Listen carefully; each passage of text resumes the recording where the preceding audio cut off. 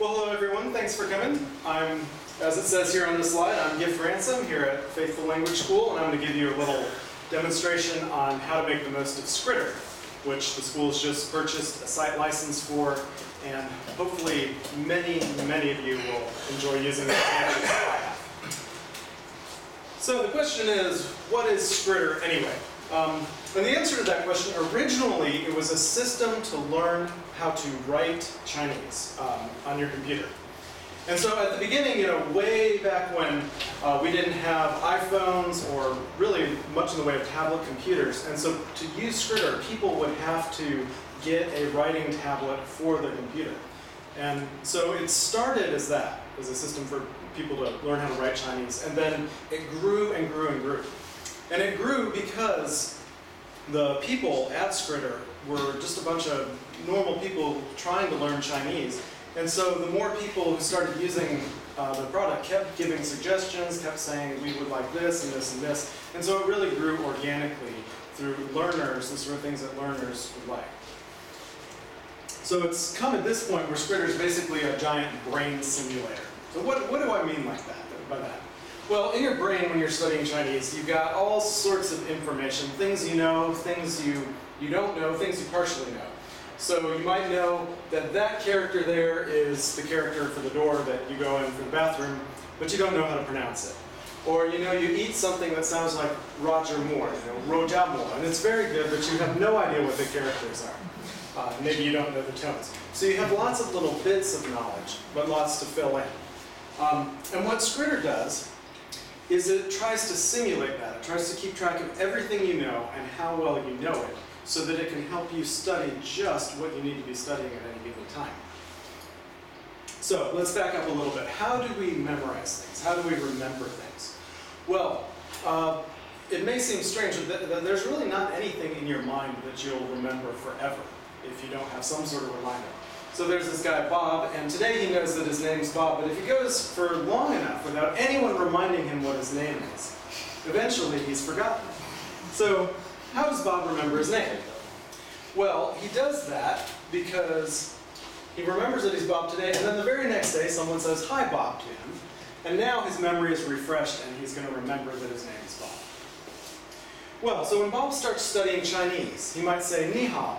And at that point, he's going to remember Ni hao. He remembers exactly what it is. But then the things that he hasn't studied for a while are getting sucked into the black hole of forgetfulness. So what do we do about that? Well, thankfully, Skritter is here to come to the rescue. So Skritter stands in front of the black hole of forgetfulness and grabs the things that you're just about to forget and lets you review them again. And that's the strategy here. And the strategy has sort of a scientific backdrop here. It's called spaced repetition, and it's how you memorize things, how you learn them better and better over time.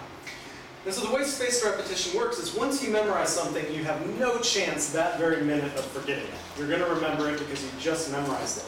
But over time, as the days go by, you're more and more likely to forget. This is the chance you're going to remember. But if you're reminded right at a given point, if you're reminded, then you shoot back to 100, and not only that, it's going to take you longer to forget it this time. And so every time you're reminded of something, it basically has to do with how long has it been since you last reviewed it. And if the distance gets longer and you're successfully reminded, it starts growing and growing and growing the amount of time you can go without seeing it. So each time your memory is refreshed, you're going to do better and better and better. And it works. They've done some studies on this, and it's at about 90%. It's when you have about a 90% chance of remembering it, 10% chance of forgetting, that's the best time for a review of that information. And so that's what Skritter is calibrated for.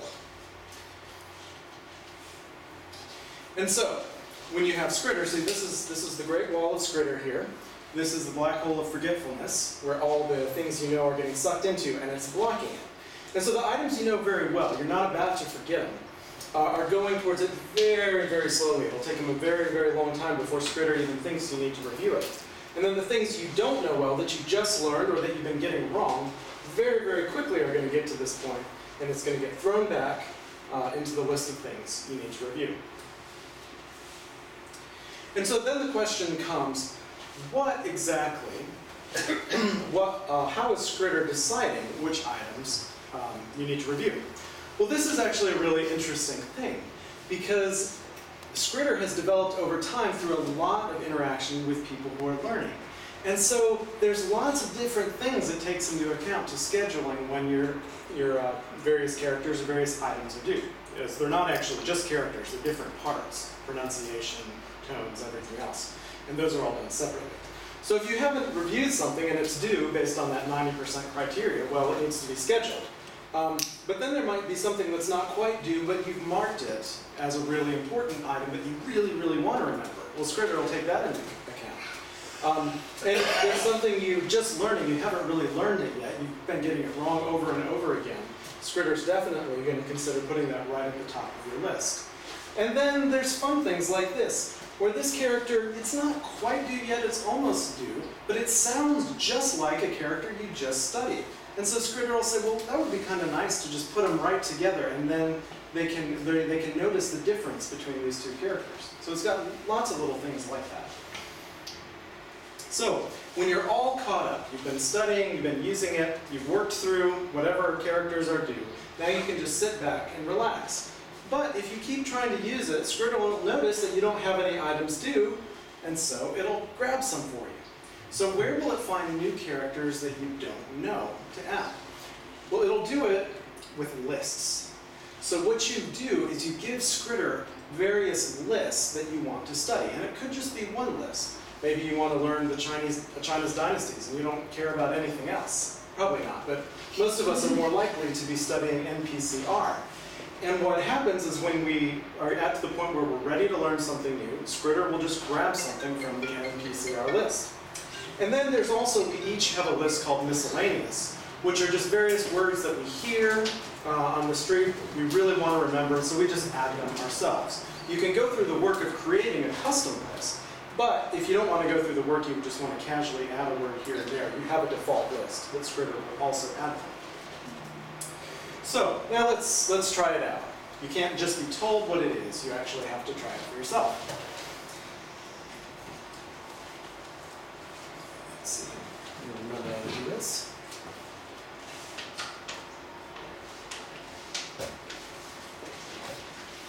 And at this point, feel free to interrupt me if you have any questions at all.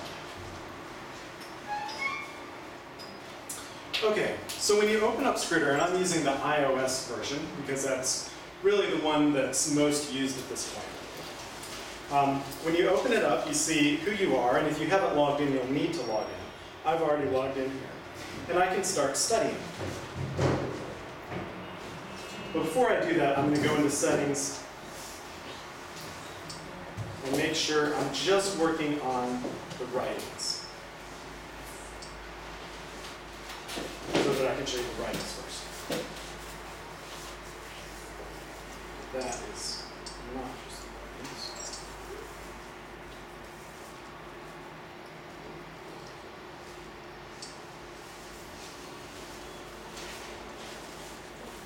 So this is how it works. You just pick it up when you're laying in bed at night, or on the bus, or anywhere you have a little free time. And you don't have specific amounts of time that you're supposed to study. You just see here, up in the upper left-hand corner, the number of items that are due. And you don't want to let that number get too big, because you'll start losing some of the efficiency of Skritter by having too many items that are due. So this is cease, and I have it set not to display the pinyin. So this is the fa cease. And now as I'm writing this, Skritter will only count a stroke correct if it is, in fact, the right stroke.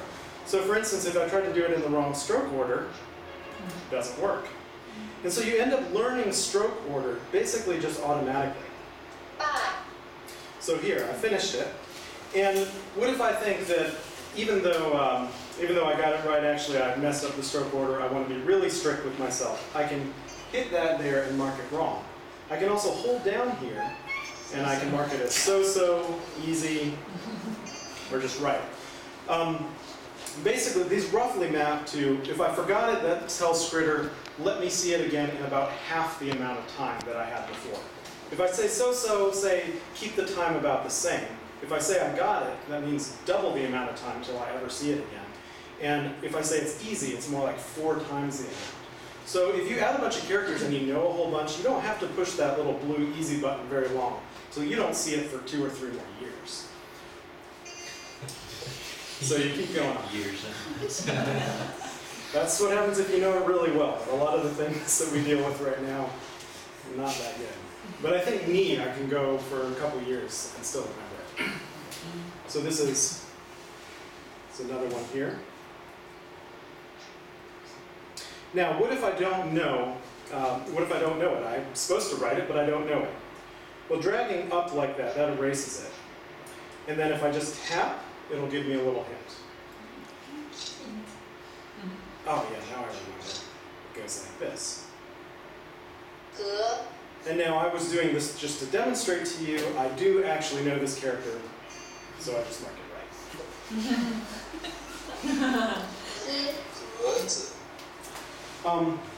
Skritter can add characters as well as words. In this case, I'm actually learning g, z. I'm not just learning the character g. I'm not just learning the character z. And when you're doing that, sometimes I would recommend going a little easy on yourself if you get a little stroke here and there wrong, if it's part of a word.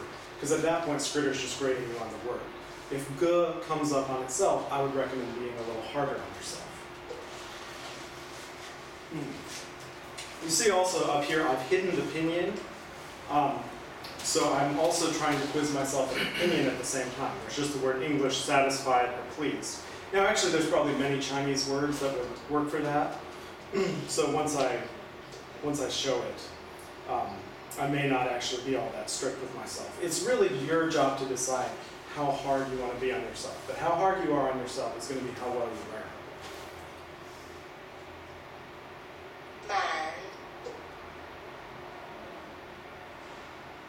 It's actually, it's kind of fun just to draw these things over and over again. You find yourself filling a lot of time that you wouldn't otherwise use just with Chinese study. And again, the neat thing about it is these characters you're studying right now is, according to Skritter, the most important thing for you to be studying at any given time. Okay, so one more thing I'd like to show you.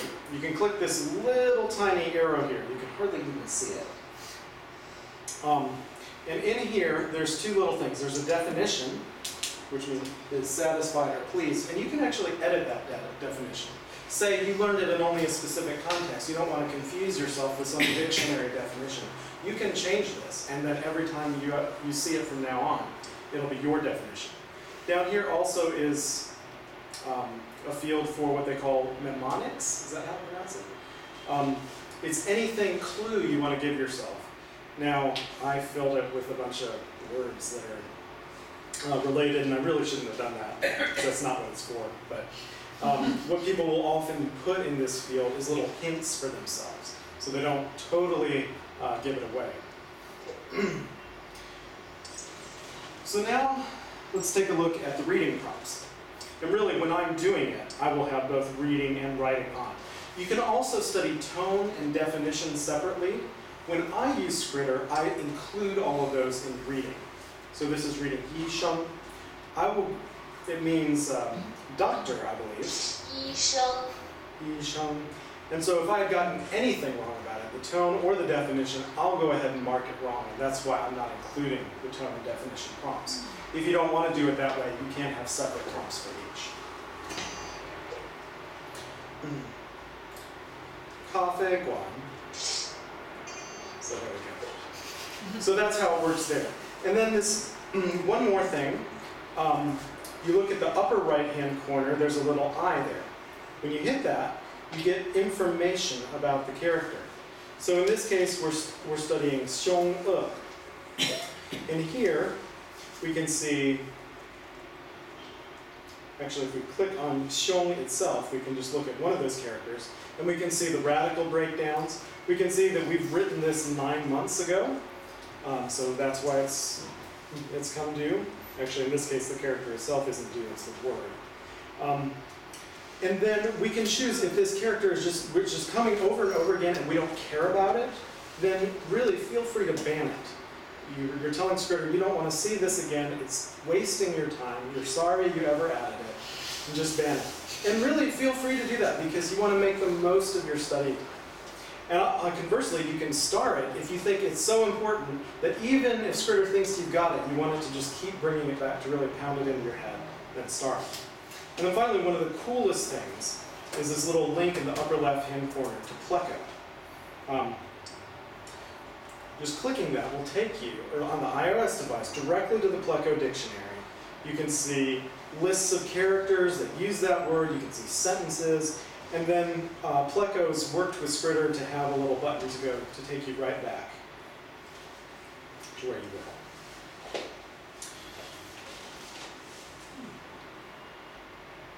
So now, by the way, at this point, is there any questions about using it? Because I want this to be a little bit more interactive than it's been. If you have any questions, please feel free to ask now. There will also be time at the end. Yes? How do you clear your list? How do you clear your lists? Like you just want a blank slate, so you can just add, like kind of just start over. Well, there's several ways to do that. You can start over. It depends on what you mean by starting over. You want Skritter to not remember anything about how well you know anything. You can basically just wipe your account clean in the account settings on the website. Now, you probably wouldn't want to do that under most cases because that's a lot of information to just throw away. But if you feel totally overwhelmed, you can just start over if you like. Another thing you can do if your list is getting too big, and this happens sometimes. You go on vacation, you haven't Skrittered for weeks and weeks and weeks, and your backlog is really, really big. Now, at a certain point, there's really no getting around that. Skritter is keeping track of how well you remember things. And if you haven't reviewed anything for days and days, the hard truth is that you've actually forgotten a lot, and you need to review a lot. And so, really, the best way to get around that is just biting the bullet and sitting and doing your reviews. If you don't want to do that, it can sort of artificially spread those reviews out over time, but then it's not going to be as efficient. You're going to start learning new things when you're not really ready to. But it's your choice. You may need to go ahead and learn some new things. You can also study lists just by themselves. So this advanced study button, I could select just one of my lists and only work on that.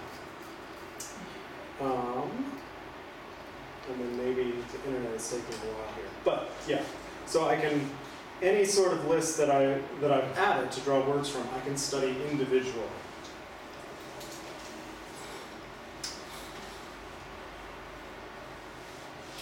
So let's go back to settings here. And let me just point out if there's anything particularly important here in the settings.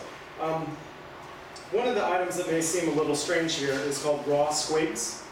I recommend that you keep that off at the beginning. That's where it doesn't actually merge your stroke into the right one. It just keeps your stroke. And it doesn't show it. Your stroke doesn't show up if it's wrong, but if it's right, it just does that. That'll help you have better handwriting in the long run. But at the beginning, it's kind of nice for your stroke to merge into the correct one. There's also the second option here to hide your reading. That helps you work on getting the opinion right from only the definition. So those are two options. The others you can look at, and they're pretty self-explanatory. Here, you can actually change your retention rate. That's not something that I think most of us will want to mess with. But if we wanted to actually keep bringing items to review, even when Skritter thinks we know them reasonably well, just because we've got lots of extra time on our hands, well, you can do that if you want to. And then the other thing that may seem really weird is Hasig keywords. Does anyone here know what that is? So there's a man named Hasig who wrote a book called Remembering the Hanzi.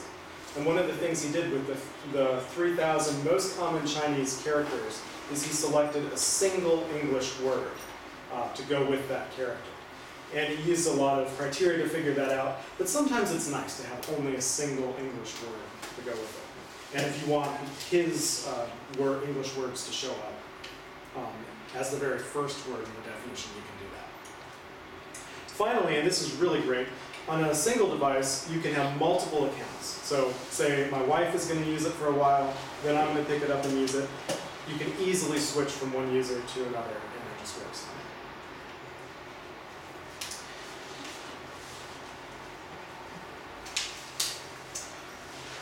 fine. Okay, the last thing I'm going to show you is going to the website. So I'll show you how to use the website. One of my favorite things to look at on the website is the progress screen. I really like that because studying a language, it just every day you're studying and you're studying and you're studying and you don't feel like you're getting anywhere. And it's only when you stop and think, what could I do a year ago, that you realize that you've actually learned a whole lot.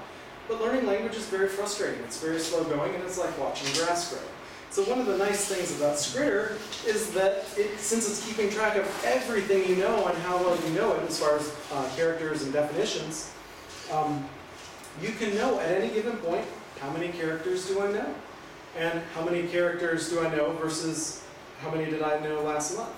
And I can see here that over the last year or so, the amount of characters I know has grown, though not as much as I would like. If you click on the study link on the upper left-hand corner, it'll take a second, but you will see all the lists that you're pulling from. It's a little slow here. But like I said before, what you actually do, you select a bunch of lists, and then Skritter will add from them. So you see, I've had various lists down here. You can't see it real clear. No, not so much. Oh. Maybe.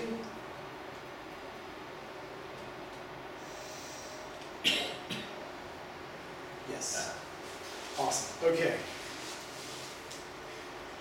So here are the lists that you're currently adding words from. These are the lists that you were adding at some point, but now you don't want to add any more words from them for whatever reason. I was learning the books of the Bible, or I was learning the words for some little Chinese book I was reading with the boys. But at some point I had to stop that because I had to focus on my studies. And so the words that I've already added from these lists are going to still come up, but it's not going to add any more words from them until I start adding again. And here, the two lists that it's currently adding from are New Practical Chinese Reader and my miscellaneous list of words that I just wanted. So, Giff, did you have to write all the characters into the list? No. Most all of these lists really, I think I created the computer graphics one, but the other ones I just found on Skritter. They have, every time you create a list, other people can use it for their own study. So there's most of the textbooks that are out there are already there. If I click on New Practical Chinese Reader, for instance, you'll see all the chapters of New Practical Chinese Reader, all the words are already added. And so you can just start at whatever lesson you want. In this case, I'm a little bit behind right now. I'm on lesson 39 in class, but I'm only adding characters for lesson 37. True confession. Do you have to go in this order, or can you start with? You can start wherever you want. So I could just drop the words from there and just go straight to the lesson I'm on and not add any of those words that I missed. I've decided not to do that, but if it goes much longer, I think I may change my mind. So now the miscellaneous one is really good though, because this is the one where you add your own stuff. Again, you can create your own from scratch, but then you're having to create headings and sections and stuff like that, and that's a lot of trouble. So here, let's say I wanted to add a word. So down here is a link, quick add. Click on it.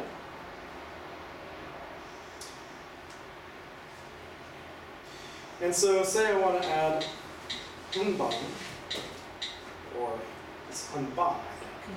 I don't remember. See, this is why I need to add it to Skritter. So I've noticed people sometimes saying that, but I don't have it in my list. So I'll go ahead and add that word. And now Skritter's making sure it's not already in there.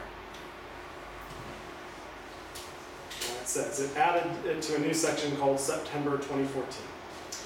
So that word's there, and I'm not. And when Skritter decides that I'm ready to study a new word, that's potentially going to be one of the new ones it'll pull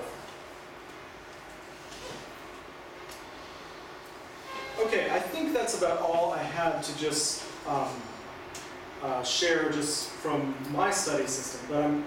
But I'd like to take some questions, and then also, if there's anyone in here who's just started using Skritter, like they've signed up, and their account's ready to go, but they haven't added any lists, they haven't actually started using it, I would be happy, as a demonstration to everyone, to add some lists for you now. But first, let me take any questions. No, leave that. So do you need to be online to add a word? Ooh, that's a really good question. You do need to be online to add a new word. So if I go back to Skritter itself, I can use it wherever I am, not being online. But if I work through all my backlog and it's ready to add new characters, it's not going to know where to add them from unless it's online. So that's where you need to be online. And interestingly enough, and this is pretty crazy that they're willing to do this, but if you were to pay for an account and then sometime later decided you didn't want to pay for it anymore, it's too expensive, Skritter will let you continue to review your words for free. You can keep doing it, and you're just not allowed to add any new ones. So it'll let you just keep practicing forever, which is really nice. I didn't have to do that, but decided to do it just because they're kind of nice people. Are there any other questions? Have you found the works better on a tablet or a phone? Like, does it make? Oh, better on. Well, I found that it works better to project to the projector on the tablet than my phone, which is why I'm using it on the tablet now. But the phone is nice because you always have it with you, and so I found. It's probably not the best for my study quality, but I found like at night I'll just be laying in bed, falling asleep, and I'll just be studying. And I'll get 20 minutes of studying and right before I go to sleep. And that's really, I think, one of the neatest things about it is how you're not, for me, most of the time I'm not having to find specific study time. I'm actually getting time where I wouldn't be doing anything and turning it into study. So that's why I like the phone. It's probably more comfortable. If the number of items due, is it proportional to the size of your list? Well, there's an important distinction to keep in mind between lists, which you're adding from, and just all the items that are currently in the Skritter system for you. So the lists, if you go back to my beautiful illustration.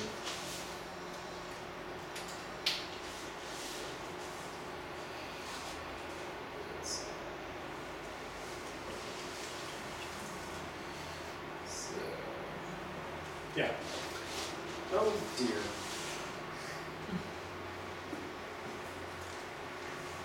That's frustrating.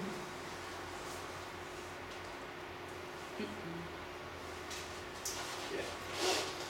There we go. Okay. So if we go back to this picture,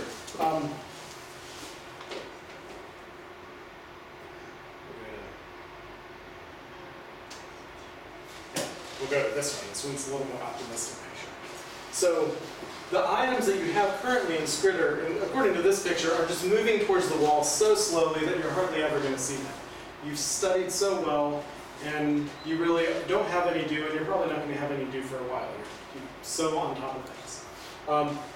So what you have over here are lists that Skritter will then throw into the ring.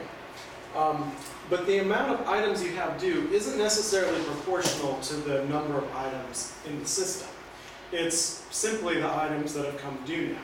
So if you've been studying really, really well, and you have actually not been adding very many, you can tell Skritter to add things very slowly, or you can tell it not to add at all, only add it when I specifically hit the little plus button right on the Skritter study screen. So it basically has to do with how well you're caught up with things. At some level, yes, you probably, the more things you know, the higher your backlog's going to be, but not necessarily. Because if you know something really well and you keep hitting that blue button, and it's years between the amount of times you need to study. So as you know things really, really well, you're probably never going to see them again for 10 years or so.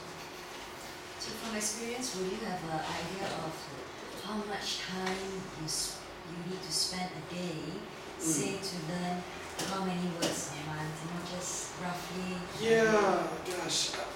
I would say if you're able to do an hour a day, you're in great shape. If you do half an hour a day and you actually do that half hour every day, you'll stay on top of things. If you go several weeks and you don't do anything, then that's when you get very sad and you see this giant backlog.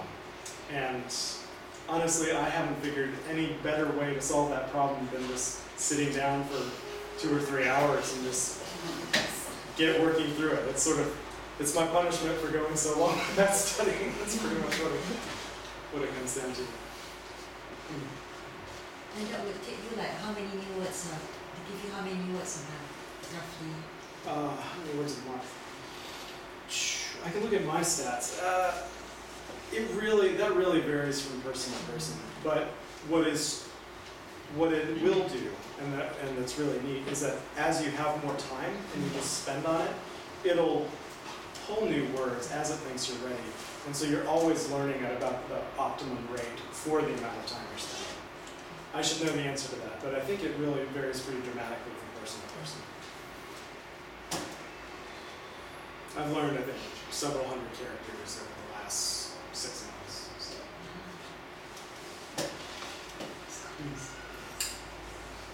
Well, are there any other questions?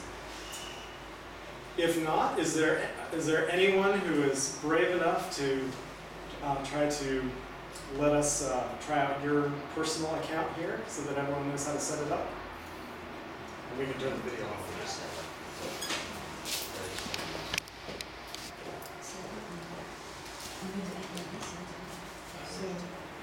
I can go.